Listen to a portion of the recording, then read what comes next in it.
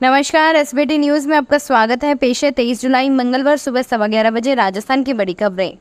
प्रधानमंत्री नरेंद्र मोदी ने राष्ट्रीय जनतांत्रिक गठबंधन सरकार के तीसरे कार्यकाल में आम बजट से पहले सोमवार को पेश किए गए आर्थिक सर्वेक्षण को भारतीय अर्थव्यवस्था की मजबूती का दस्तावेज बताया है।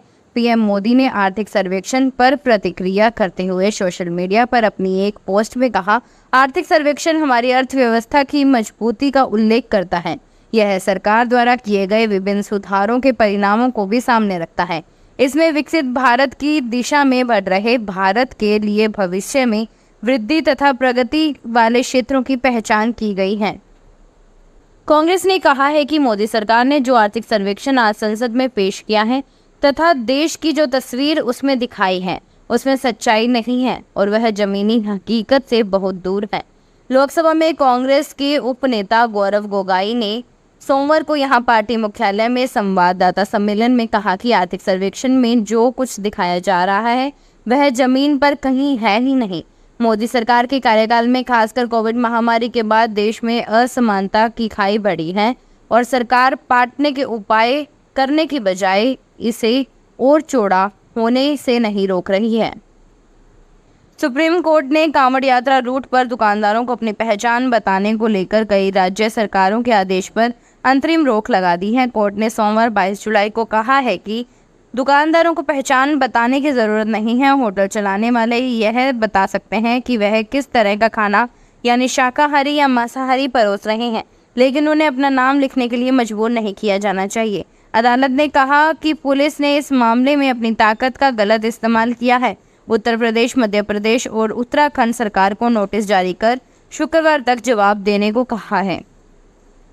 राजस्थान में भीलवाड़ा शहर के सरकारी कार्यालयों में प्रशासनिक सुधार विभाग के निरीक्षण दल द्वारा सोमवार को आकस्मिक निरीक्षण में 32% से अधिक कर्मचारी अनुपस्थित पाए गए। मिली जानकारी के अनुसार सहायक शासन सचिव शिवराज जाट, महेंद्र कुमार और चेना राम के नेतृत्व में गठित 3 दलों ने शिक्षा विभाग, खनिज विभाग, आबकारी विभाग, वाणिज्य कर विभाग, परिवहन विभाग, जिला कलेक्टर कार्यालय, टेक्सटाइल कॉलेज सहित 60 से ज्यादा विभागों का सुबह 9 बजे बाद निरीक्षण किया और 80 उपस्थिति रजिस्टर की जांच की गई।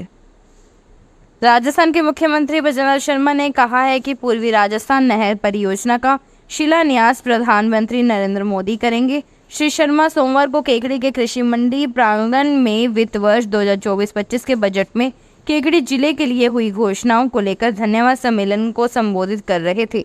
उन्होंने कहा कि यह परियोजना समय पर पूरी होगी और इसका उद्घाटन भी श्री मोदी ही करेंगे। इसका लाभ केकड़ी जिले को भी मिलने वाला है। साथ ही राज्य की 2,80,000 हेक्टेयर भूमि भी लाभान्वित होगी। राजस्थान विधानसभा अध्यक्ष वासुदेव देवनानी ने सोमवार को विधानसभा में विधायकों से कहा कि सदन की गरिमा बनाए रखने के लिए सदस्यों को नियमों की पालना एवं सहयोग करने की जरूरत है।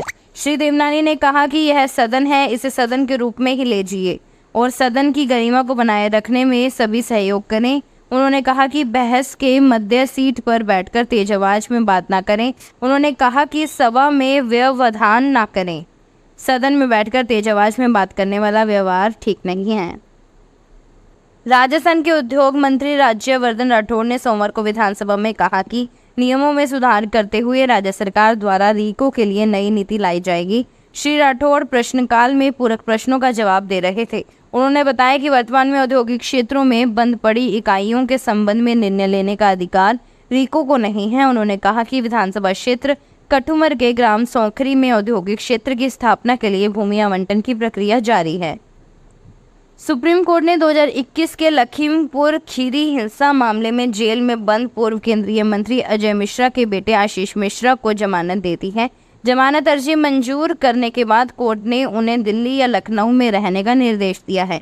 साथ ही कोर्ट ने अधीनस्थ अदालत को मामले की सुनवाई में तेजी लाने और समय सीमा तय करने को कहा है। दौसा के लालसोट आरटीओ इंस्पेक्टर की गाड़ी से बजरी माफिया 1.34 लाख रुपए लूट के ले गए। मौके पर उन्होंने महिला अधिकारी को जान से मारने की कोशिश भी की। ओवरलोड डंपरों को रोकने के बाद यह विवाद शुरू किया था। बड़ी संख्या में बिना नंबर वाली कार से आए माफिया 2 डंपरों को भी छुड़ा ले गए। मामला दौसा के लालसोट इलाके का है। इंस्पेक्टर ने लालसोट थाने में बजरी माफिया के खिलाफ जान से मारने की कोशिश करने राजस्व कार्य में बाधा डालने, सरकारी रुपए लूटने का मुकदमा दर्ज कराया है। राजसमंद में रेलमगरा पुलिस ने 15-20 युवकों के खिलाफ रास्ता रोक यातायात रोकने पर मामला दर्ज किया है। रेलमगरा पुलिस थाना इंचार्ज प्रभु सिंह चुन्नावत के अनुसार सोमवार को 15 से 20 युवकों द्वारा दरीबा माइंस से सिंदेसर खुर्द माइंस रोड पर अपने निजी स्वार्थ को लेकर रास्ता रोक यातायात अवरोध किया गया। पुलिस को सूचना मिलने पर पुलिस जाब्ता मौके पर पहुंचा और युवकों को पुलिस ने समझाया। युवकों के नहीं मानने पर पुलिस ने उन्हें खदेड़कर रोड खुलवाया, पर रोड पर आवाजाही शुरू करवाई। पुलिस ने हुड़दंगी युवकों को चिन्हित कर रास्ता जाम कर यातायात अवरोध करने का नामजद मामला दर्ज कर जांच प्रारंभ की गई।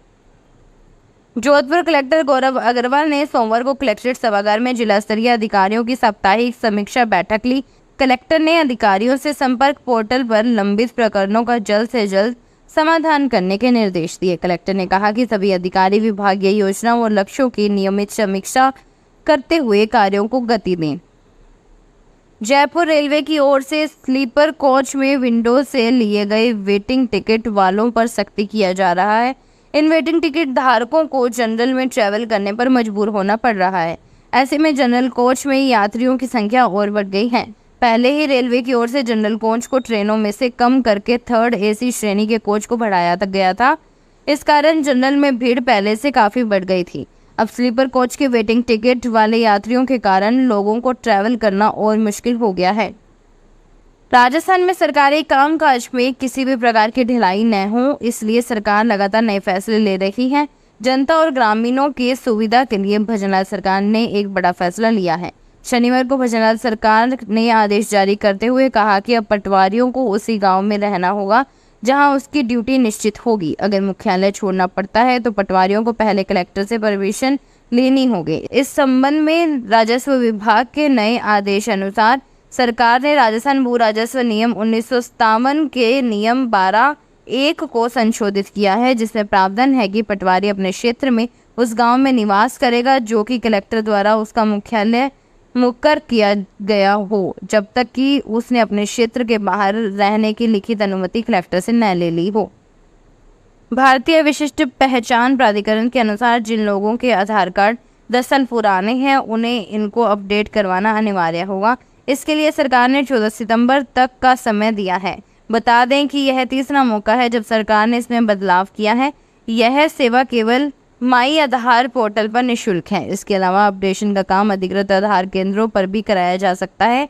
इसके लिए 50 रुपये शुल्क तय किया गया है। अजमेर के जवाहरलाल नेहरू मेडिकल कॉलेज के नए प्राचार्य डॉक्टर अनिल समरिया होंगे। करीब 20 साल से डॉक्टर समरिया JLN हॉस्पिटल में अपनी सेवाएं दे रहे हैं। अब तक डॉक्टर वीर Bahadur Singh JLN medical college के प्रिंसिपल थे। राज्य सरकार ने सोमवार को आदेश जारी कर सीनियर डॉक्टर अनिल समरिया को प्रिंसिपल नियुक्त किया है। फिलहाल इस बुलेटिन में इतना ही। फिर हाजिर होंगे और बड़ी खबरों के साथ। तब तक के लिए देखते रहिए SBT न्यूज। धन्यवाद। अगर आप भी अपने आसपास की छोटी बड़ी और महत्वपूर्ण खबरों से अपडेट रहना चाहते हैं तो सब्सक्राइब कीजिए हमारे चैनल SBT न्यूज को और प्रेस कीजिए बेल आइकन पर।